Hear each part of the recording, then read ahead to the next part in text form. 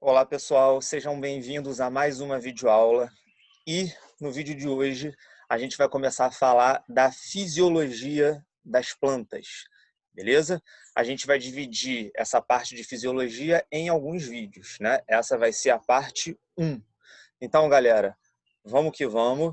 Vou compartilhar aqui, como sempre, a meu slide com vocês, beleza? Então, deixa eu só abrir aqui para a gente começar a dar uma olhada na matéria. Bom, está aí. Deixa eu só dar mais uma ampliada para vocês aqui. Um minutinho e foi. Então, galera, a gente vai começar a falar na aula de hoje, como eu havia dito, da fisiologia. Vamos falar um pouquinho também da morfologia, né, da forma, né? Morfologia é a forma. Fisiologia é o funcionamento, tá? Das partes vegetativas. O que são partes vegetativas? Partes que não estão envolvidas com a reprodução, tá? Das angiospermas. Ou seja, nós vamos ver como que é a folha e como que ela funciona, como que é o caule e como que ele funciona, e como são as raízes e como elas funcionam. Beleza? Então, esse é o nosso objetivo. Então, vamos que vamos, galera. Olha só. Bom, morfologia e fisiologia da folha. Vamos lá. Galera, uma introdução bem rápida aqui para vocês, tá? Mas olha só, galera, isso é o que todo mundo sabe. A folha é um órgão vegetativo, né? Não está envolvido com a reprodução, vascularizado, tá? Ou seja, apresenta os vasos condutores de seiva, que a gente já viu, xilema e floema, que geralmente apresenta-se em forma de lâmina, né? Então ela é bem achatadinha mesmo, né? Como se fosse uma lâmina. Sendo o principal órgão fotossintetizante das plantas, beleza? Então, galera, a folha nada mais é do que um órgão vegetativo, tá? Que tem a função de realizar a fotossíntese, beleza? Isso acho que não é novidade para ninguém, a gente já sabia. O que esse texto está falando é exatamente isso. E aí, vamos lá então, galera, melhorar um pouquinho isso daí. Como é que é a morfologia da folha, né? Galera, isso aqui, vou ser bem sincero para vocês, tá? É difícil ser cobrado em provas de vestibular, mas como está nos livros didáticos, né? Isso daí tem nos livros didáticos, a gente vai falar também. Olha só, galerinha, essa parte da folha aqui, que é mais, tem uma área bem grande, né? Que onde realmente acontece a fotossíntese, a gente chama de limbo. Então, é toda essa superfície aqui que vocês veem, chamada de limbo, tá? O cabinho da folha, né, é o pecíolo. Então, pecíolo é aquele cabinho onde você segura a folha, tá? A folha se insere no caule através de uma estrutura chamada de bainha, beleza? E às vezes a gente encontra, né, nem sempre a gente vê essa estrutura aqui, ó, as estípulas. O que são estípulas? Estípulas são como se fossem duas folhinhas que ficam ali, ó, na inserção da folha ao caule. Isso tem alguma função, professor? Tem.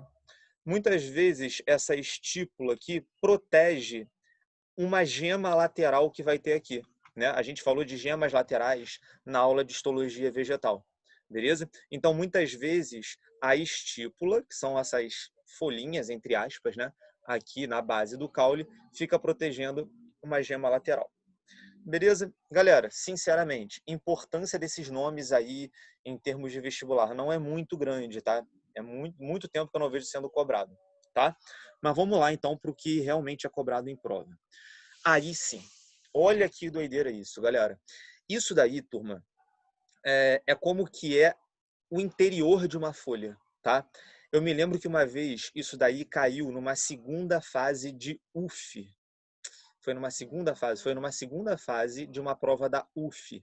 Ela deu esse desenho aqui para vocês na prova, tá bem parecido com esse aqui, né? E aí, tá vendo que tem vários nomezinhos aqui escritos, né? Cara, tava tudo em branco. Era só uma linhazinha assim que você tinha que completar com o nome de cada estrutura. Caraca, doideira, mano. Doideira, tá? Prova da UF era assim, galera. Você só entrava na UF naquela época se tu soubesse muito de todas as matérias. Era surreal, tá? Então, galera, vamos entender isso daqui, beleza?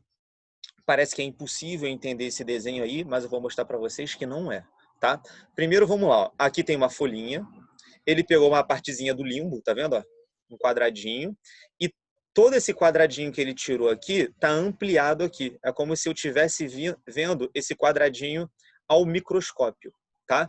Então, ó, isso aqui a gente só veria ao microscópio, tá? O que eu observo aqui que é importante para a gente? Olha só, galerinha. Aqui em cima tem a epiderme, a gente já teve essa aula, galera, beleza?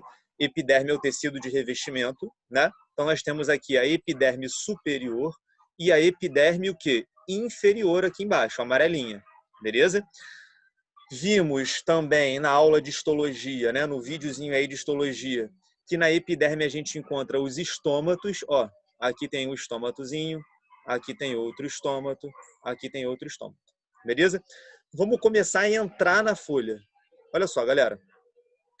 Abaixo da epiderme, a gente encontra esse tecido que, tá vendo? Ó, bem paralelo, assim, parece, né, vários negocinhos assim, compridinhos, né? Que tem várias bolinhas verdes. Esse tecido é o tecido onde, de fato, acontece a fotossíntese na planta. Esse tecido aqui, ó, que é verdinho, todo esticadinho assim, né, que vocês estão vendo aí na imagem, é o parênquima, tá? Parênquima, que a gente já também viu na aula de histologia, é um tecido que pode ter a função de realizar fotossíntese. Aqui em cima, onde o parênquima é mais organizado, ó, tá vendo? Ele é bem esticadinho assim, né? Olha pro vídeo aí, né? Minha mãozinha mostrando ali, ó. Ele é bem esticadinho assim, a gente chama de parênquima palissádico, tá? Não tá escrito aqui no nome, ó. Só tá escrito parênquima, teria que completar aqui, ó, parênquima palissádico. Aqui embaixo, ó, tem um parênquima mais desorganizado, tá vendo? São várias bolinhas assim misturadas, tá vendo? Ó? Aqui assim, ó, nessa parte, nessa aqui. Isso aqui também é um parênquima. Só que a galera chama, né, na verdade a galera, né, os livros científicos chamam isso de parênquima lacunoso, tá? Então, parênquima palissádico, que é mais organizadinho, tá? E parênquima lacunoso aqui embaixo, que é menos desorganizado. Então, aqui onde está escrito parênquima aqui embaixo, deveria ser completado assim, ó, parênquima lacunoso. Beleza? Dentro da folha, galera, a gente também encontra, ó, os vasos condutores de seiva que a gente viu lá na aula de histologia. Ó, em azulzinho está sendo mostrado o xilema, que conduz seiva bruta, e aqui em vermelhinho embaixo o floema, que conduz seiva o quê? Elaborada. Nós já vimos isso, tá? Então, galera, esses são os principais nomezinhos aí que a gente tem que saber dos tecidos que tem dentro de uma folha. Epiderme superior, que tem alguns estômatos que a gente está vendo ali, parênquima palissádico, vasos condutores de seiva, ó, xilema e floema, parênquima lacunoso, fica mais aqui embaixo, que também faz fotossíntese, epiderme inferior, né, a parte de baixo da epiderme, e a gente está vendo aqui alguns estômatos também na epiderme inferior. Beleza, galerinha? Eu ficaria muito preocupado num esquema desse aí, por exemplo, com uma prova de segunda fase, para quem vai fazer FUVEST, para quem vai fazer Unicamp, cara, PISME, ó, ficaria meio, né? O PISME é a prova bem pesada, não é uma prova fácil, tá? Mas é assim que é uma folhinha por dentro, tá? O que eu quero que vocês entendam aqui legal, já que a gente vai falar da fisiologia da folha, né? Isso aqui é a morfologia, né? Ou melhor, isso aí é a anatomia da folha. Por que é anatomia? Porque é como ela é por dentro, tá? A anatomia é a estrutura interna. Quando a gente fala de planta, a gente geralmente se refere assim. A anatomia é como é por dentro. Morfologia é como é por fora, tá? Então, ó, isso aqui seria a morfologia, ó, ela por fora. Isso aqui seria a anatomia. Seria o mais certinho de se falar. Beleza? O que eu quero que vocês entendam, galera? Olha só. A folha, ela é assim, ela é bem complexa por dentro. A anatomia dela, vocês estão vendo que não é nada muito tranquilo, né? A função da folha é fazer a fotossíntese. Quem faz a fotossíntese é o parênquima, tanto o parênquima palissádico quanto o parênquima o quê? Lacunoso, beleza? Então, ó, o que vai acontecer? O CO2, que é um gás muito importante para a fotossíntese, vai entrar pelos estômatos, pode ser os estômatos da epiderme superior ou da epiderme inferior, e vai vir aqui, ó, vai se difundir por dentro da folha para que a fotossíntese ocorra, tá? Beleza? Então, ó, é mais ou menos assim que funciona. Os estômatos se abrem para o CO2 entrar para que o parênquima palissádico e o parênquima lacunoso possam fazer a fotossíntese. Show de bola? Vamos seguir aqui, então, nossos slides, galera. Olha só. É muito importante isso, galera, tá? Até para a prova de Enem. Olha só, galerinha. É muito comum a gente encontrar na epiderme da folha, tanto na epiderme superior quanto na epiderme inferior, uma camada de lipídios que a gente chama de cutícula. Ó, o nome está bem escrito aqui, acho que a imagenzinha, minha imagem está bem em cima da palavra, mas está aqui, ó, cutícula. Está escrito no desenho aqui também, ó, cutícula, tá? Então, ó, na epiderme das folhas, a gente encontra uma camadinha de lipídios que a gente chama de cutícula. Professor, isso é importante? Cara. Por que é importante, galera? Porque essa cutícula diminui a perda de água da planta, né, lá da folha, para o ambiente. Beleza? Vimos em aulas anteriores, galera, deixa eu só voltar no desenho aqui rapidinho. A gente viu na aula anterior que a maior perda de água da folha acontece pelos estômatos, né? Os estômatos, como eu mostrei para vocês, eles se abrem para o CO2 entrar. No momento que ele se abre, a gente vai falar muito isso na aula de hoje, acontece a perda de água. Vocês já sabem disso, né? A perda de água ocorre na forma de vapor. O nome disso é transpiração ou evapotranspiração. Agora, toda essa área aqui, ó, onde a gente não está vendo estômago, por exemplo, ela tem uma camada de lipídios ali, chamado de cutícula, para não deixar a água sair por aqui também. Tá? Então, essa cutícula, ela reduz drasticamente a perda de água pela folha. Aonde vai acontecer a perda de água pela folha é pelos estômatos. Aí sim, aqui pelos estômatos, quando os estômatos se abrirem para o CO2 entrar, aí sim vai ter muita perda de água. Beleza? Foi? Se não fosse a cutícula, também haveria muita perda de água aqui por essas partes, por essas regiões da epiderme, onde não tem os estômatos também. Beleza? Então a cutícula diminui muito a perda de água pela folha. Tranquilo? Ó? Isso aqui que vocês estão vendo é uma foto de microscópio, né? De verdade, não é um desenho, isso aqui é uma foto real de como que é dentro da folha. O que a gente está vendo aqui? Ó? Epiderme superior, tá vendo? Essas células branquinhas aqui, ó. Parênquima palissádico, ó, bem esticadinho ali. Aqui a gente encontra os vasos condutores de seiva, ó, xilema e floema estão aqui, ó, beleza? Aqui embaixo já tem o parênquima mais desorganizado, que é o parênquima lacunoso, beleza? A gente não consegue identificar nessa foto os estômatos, mas olha só, dá para identificar uma camadinha azul clara aqui em cima, tá vendo? Ó? Que é a cutícula, essa camadinha de lipídios para reduzir a perda de água. Beleza, galera? Foi. O que eu quero que vocês entendam, que é muito cobrado em prova de vestibular falando de cutícula. Galera, isso é fácil de entender, né? Se você entender o que é cutícula, o raciocínio que eu vou fazer com vocês agora é bem tranquilo. Olha só, uma planta que vive em um ambiente de estresse hídrico, né? Vamos pegar, por exemplo, um bioma do Brasil onde tem muito estresse hídrico, Caatinga. É um bioma com muito estresse hídrico, é muito seco lá, o clima é muito árido. Geralmente essas plantas, elas vão fazer o quê, turma? Elas vão botar uma cutícula muito espessa nas folhas, tá? Para diminuir o máximo possível de perda de água. Beleza?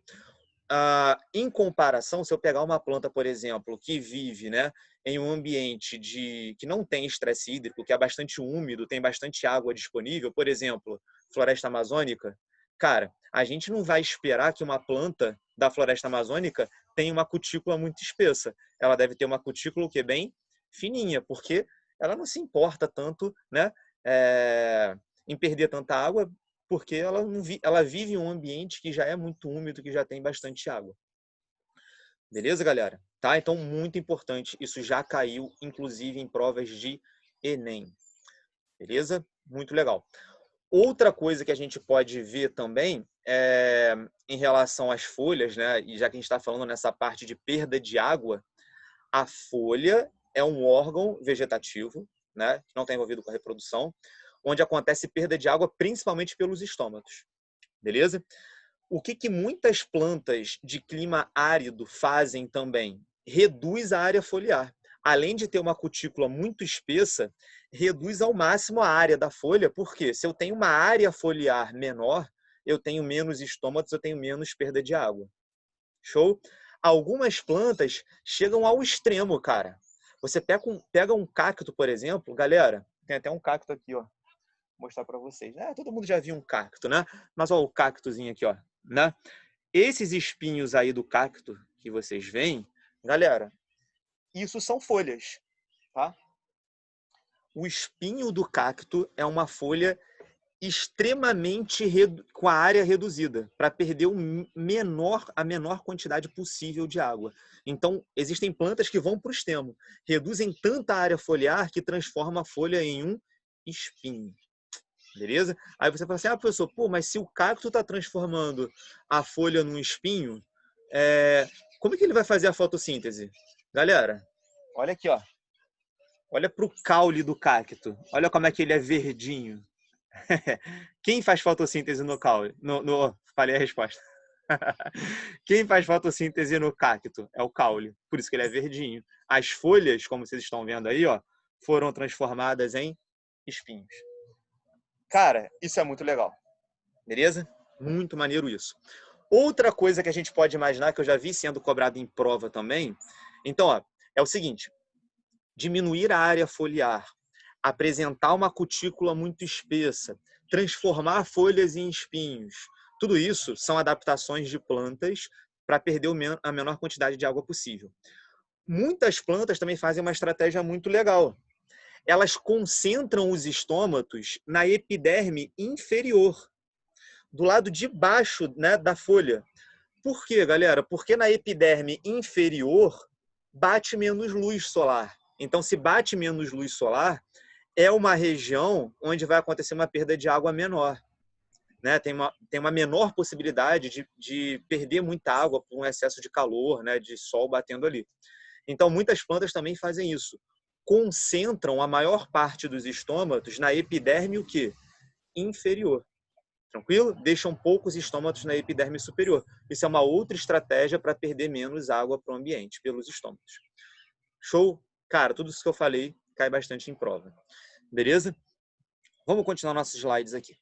Então, galera, ó, isso aqui são os estômatos que a gente falou tanto, né, já nessa aula. Ó, isso aqui é uma foto microscópica de um estômato. Aqui eu tenho a superfície de uma folha mostrando vários estômatozinhos lá. Tá? O que eu quero que vocês entendam? É por aqui que o CO2 vai entrar, lá dentro da folha, nos tecidos lá internos, para que ocorra a fotossíntese. Vamos entender melhor como é que funcionam os estômatos, galera. Olha só. Cada estômato é formado por duas células clorofiladas, tá? Em formas de rim ou feijão, não, parece um feijãozinho aqui, ó, ou de rim, tanto faz, como você achar melhor, que são chamadas de células estomáticas, tá? Essas duas células aqui, ó, aqui e aqui, ou células guarda, tanto faz. Então, cada estômato é formado por duas célulazinhas em forma de rim ou em forma de feijão, né? Chamadas de células guarda ou células guarda ou células estomáticas. Essas células, as células guarda, vão delimitar um orifício por onde vai entrar o CO2 para a fotossíntese, que a gente já falou. Esse orifício por onde entra o CO2 na folha para a fotossíntese é chamado, olha o nomezinho dele aqui, ó, é chamado de ostíolo, tá? Beleza? Ostíolo. Então, a gente está vendo aqui, ó, essa imagem está mostrando um pedacinho da epiderme onde tem o estômato. Ó. Aqui eu tenho em volta as outras células da epiderme e aqui eu tenho o estômato direitinho para vocês. E que eu quero que vocês entendam que a gente já viu em aulas anteriores e acho que eu já até falei na aula de hoje. Quando os estômatos se abrem, né, o ostíolo aparece e o CO2 entra lá na folha para fotossíntese, querendo ou não, a folha vai perder o quê? Água na forma de vapor. E o nome disso é evapotranspiração ou simplesmente transpiração. Lembra até que em vídeos anteriores eu falei para vocês assim, toda planta vive um paradoxo. Qual é o paradoxo da planta? Ela tem que abrir os estômatos, né, para o CO2 entrar para a fotossíntese, para fazer a fotossíntese, né, para a folha fazer a fotossíntese. Mas, quando os estômatos se abrem para o CO2 entrar, a planta perde água na forma de vapor. E isso pode ser um perigo para ela, porque ela pode sofrer um processo de desidratação. Beleza? E aí, galerinha, vamos lá. Continuando aqui, ó. Cara, eu tive que desenhar isso aqui porque eu não sabia fazer um esquema disso no computador. Olha só. A abertura do estilo, que é o orifício, né, que é delimitado pelas células guarda, né, onde acontece ali a entrada de CO2 e a saída de água, acontece graças à turgência das células estomáticas. Então, ó, olha esse desenhozinho aqui que vocês estão vendo aí. Eu sei que não está muito bom, tá? Mas olha só. Aqui estão as células guardas ou estomáticas. O que acontece? Elas acabam recebendo sais minerais das células vizinhas, ó, potássio e Cl-. Então, as células vizinhas começam a bombear potássio e Cl- para o interior das células estomáticas. Elas ficam hipertônicas, lembra? Elas ficam muito concentradas com esses sais aí, com potássio e Cl-, tranquilo? Se elas ficam hipertônicas, galera, elas vão ganhar água por osmose. E aí, quando elas ganham água por osmose, elas ficam gordinhas. Elas ficam túrgidas, beleza? E aí, ó, quando elas ganham água e ficam túrgidas, né? Ficam gordinhas, aparece o orifício, ó, aparece o estilo, que é por onde o CO2 vai entrar lá na folha. Beleza? Então, até botei um esqueminha aqui embaixo para vocês, ó. Quanto maior a concentração de K+ e de Cl- dentro das células estomáticas, maior a pressão osmótica, maior a absorção de água. Então, essas células vão ganhar água por osmose, elas vão ficar gordinhas de água, e quando elas ficam gordinhas de água, ó, aparece o orifício, que é o estilo, por onde o CO2 vai entrar para a fotossíntese. Beleza? E por onde vai sair água também na forma de vapor. Aí a gente fala que os estômatos estão abertos, tá? Quando as células estomáticas estão sem muita água, né? Elas estão assim, que nem vocês estão vendo aqui, a gente fala que o estômato está fechado. Quando elas ganham água e aparece o estilo, a gente fala que o estômato está aberto, ou seja, está entrando CO2 e saindo água na forma de vapor, tá? Então é assim que acontece a abertura dos estômatos na planta. Beleza, galera? É legal saber disso também para a prova de vestibular, tá? Os estômatos se abrem porque as células vizinhas, as células estomáticas, bombeiam K+, Cl- para dentro das células estomáticas, fazem elas ficarem hipertônicas, elas vão ganhar água por osmose por causa disso, vão ficar gordinhas e o estilo vai aparecer. Olha que bonitinho, né? Beleza? E para fechar essa videoaula, né? Não quero me estender muito, porque já tem bastante informação para vocês. O que a gente tem que pensar? Galera, olha só. Quando que as células vizinhas vão bombear K+ e Cl- para as células estomáticas? Como eu posso ler isso de uma forma diferente? Quando que os estômatos têm que abrir? Né? Ou seja, quando que as células vizinhas têm que bombear K+ e Cl- para dentro das células estomáticas para que os estômatos se abram? Né? Vamos lá, são 3 condições necessárias. Isso é uma regra, professor? É uma regra que serve para quase todas as plantas. Tem algumas exceções que eu vou falar com vocês ainda hoje. Mas olha só, quando tem luz... Professor, por que tem que ter luz? Galera, a planta só consegue fazer fotossíntese quando tem luz, não é verdade? Então, quando tem luz, ela tem que abrir os estômatos para o CO2 entrar para a fotossíntese. Quando a concentração de CO2 no mesófilo for baixa... Professor, o que é mesófilo? Vou voltar rapidinho aqui para vocês no desenho para mostrar aqui, ó. Mesófilo, ó, é tudo que está entre a epiderme superior e a epiderme inferior. Todo esse meio aqui da folha, ó, lembra que mesófilo lembra meio, todo o meio da folha, essa parte do meio aqui, tudo que fica entre a epiderme superior e a epiderme inferior a gente chama de mesófilo, tá? Então vamos lá, voltando. Então, ó, quando tiver luz, quando a concentração de CO2 dentro da folha for baixa, né? E quando tem disponibilidade de água, a plantinha vai abrir os estômatos, galera. Porque se tem luz, dá para fazer fotossíntese. Se a concentração de CO2 no mesófilo é baixa, pô, abre os estômatos para o CO2 entrar para a fotossíntese acontecer. E por que tem que ter disponibilidade de água? Galera, nenhuma planta é maluca de abrir os estômatos se ela estiver desidratada. Então ela não vai abrir, cara. Se ela estiver desidratada, pode ter luz, pode ter concentração baixa de CO2, ela prefere não abrir os estômatos para não morrer desidratada, porque pelos estômatos ela sabe que ela vai perder muita água. Existe uma exceção para essa regra aí. Olha que legal, vou fechar essa aula de uma forma maneiríssima, contando uma história legal para vocês. Turma, existem algumas plantinhas, né, que abrem os estômatos à noite. Ou seja, essa história de ter que ter luz não é uma regra geral, é uma regra para a maioria das plantas. Mas algumas plantas abrem os estômatos à noite. E eu vou dar exemplo para vocês. E, de novo, ele vai participar da nossa aula, né? Quem que vai participar da nossa aula? O famoso cacto vai participar da nossa aula. Por quê, galera? O cacto é uma planta que abre os estômatos à noite. Por que ele faz isso, professor? E o que adianta ele abrir os estômatos à noite se não vai ter luz para fazer fotossíntese? Tudo bem, se ele abrir os estômatos à noite, o CO2 vai entrar. Mas se não tem luz, e aí, cara? De que adiantou ele abrir os estômatos à noite? Então, galera, primeira coisa.